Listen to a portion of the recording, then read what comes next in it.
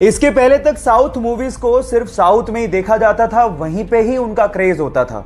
लेकिन कुछ superb actors की वजह से आज साउथ मूवीज को ना सिर्फ इंडिया में बल्कि पूरे विश्व भर में देखा जा रहा है और सराहा भी जा रहा है।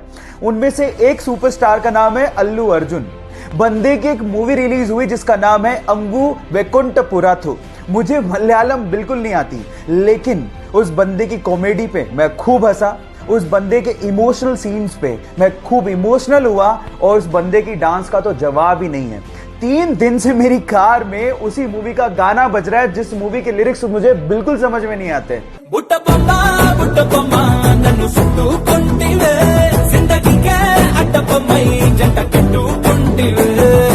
देख रहे हो, मतलब ये क्रेज है उस बंदे का। अल्लू अर्जुन, जिसे हम स्टाइलिश स्टार भी कहते हैं, उस बंदे के लिए एक हार्ट तो बनता है। येस बैंक के साथ जो हुआ उस चक्कर में फोन पे ऐप फंस गया, क्योंकि उनके ज्यादातर ट्रांजैक्शन येस बैंक के साथ होते थे।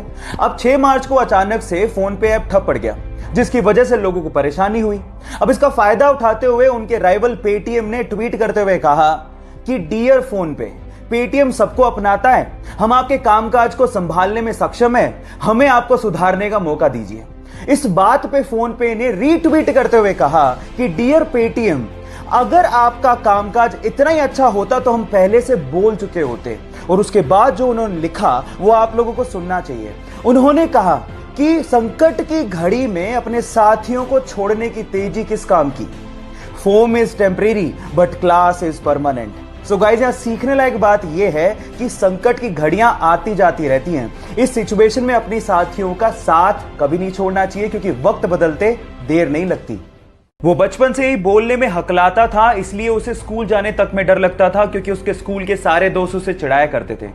एक दिन उसने अपने दोस्त को कहा कि वो बड़ा होकर एक्टर बनना चाहता है। इस बात पे उसके दोस्त ने रिप्लाई किया कि तू एक लाइन तो ढंग से बोल नहीं पाता, तू एक्टर कहां से बनेगा।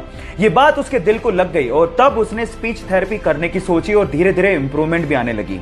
इसके एक्टर बनने की बात उसके डायरेक्टर पिता को भी पता थी, लेकिन वो इस पक्ष में नहीं थे। लेकिन एक दिन पिताजी जब कहो ना प्यारे की स्क्रिप्ट लेके शाहरुख खान के पास गए तो उसने उसे करने से मना कर दिया। आनन फानन में उन्होंने अपने बेटे को लॉन्च करने की सोची और जब 2000 में कहो ना प्यारे रिलीज हुई तो यह लड़का रातों रात स्टार बन गया। Yes guys, I am talking about Asia's handsome hunk, most superb dancer and most superb actor Hrithik Roshan. Guys, difficulties हर किसी के लाइफ में आती हैं, लेकिन उसे फेस करने वाला ही सुपरस्टार बनता है। जब वो मात्र 14 साल का था तो उसके माता पिता का डिवोर्स हो गया। उसके बाद उसकी मां को और उसे बहुत ज्यादा परेशानियों का सामना करना पड़ा।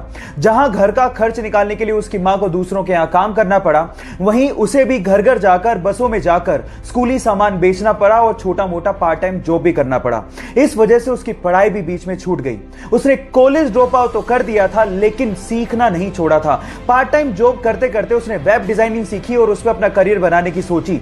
बहुत सारी असफलताओं के बाद भी उसने हार नहीं मानी और फाइनली आज वो बंदा ज्ञानी पंडित जैसी वेबसाइट्स का मालिक है और बहुत सारे विजिटर्स उसकी साइट्स पर विजिट करते हैं। इनफैक्ट गूगल ने कम से कम 3 से 4 बार उसे अपने प्रोग्राम्स में इनवाइट भी किया है। महाराष्ट्र के छोटे से शहर अकोला से निकले मयूर खरपकार के लिए एक हार्ट तो बनता है।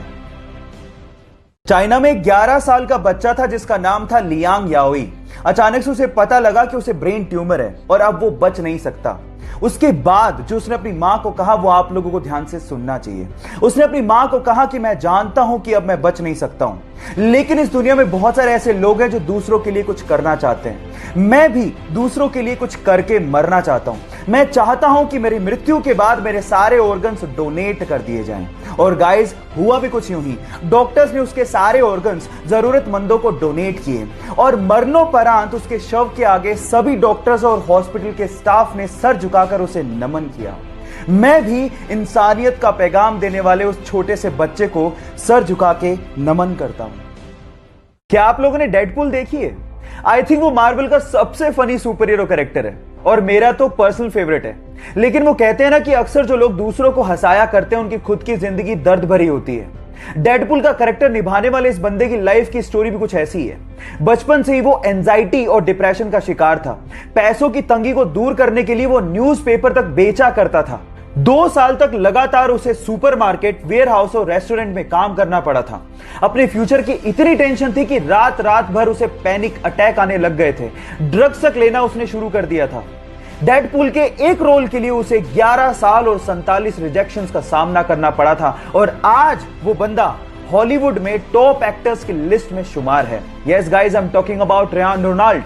गाइस, जिंदगी में इतने बड़े मुकाम हर किसी को हासिल नहीं होते, इसीलिए लाइफ की परीक्षा हर किसी को देनी पड़ती है। तो उसके लिए तैयार रहो, रुको मत और आगे बढ़ते रहो।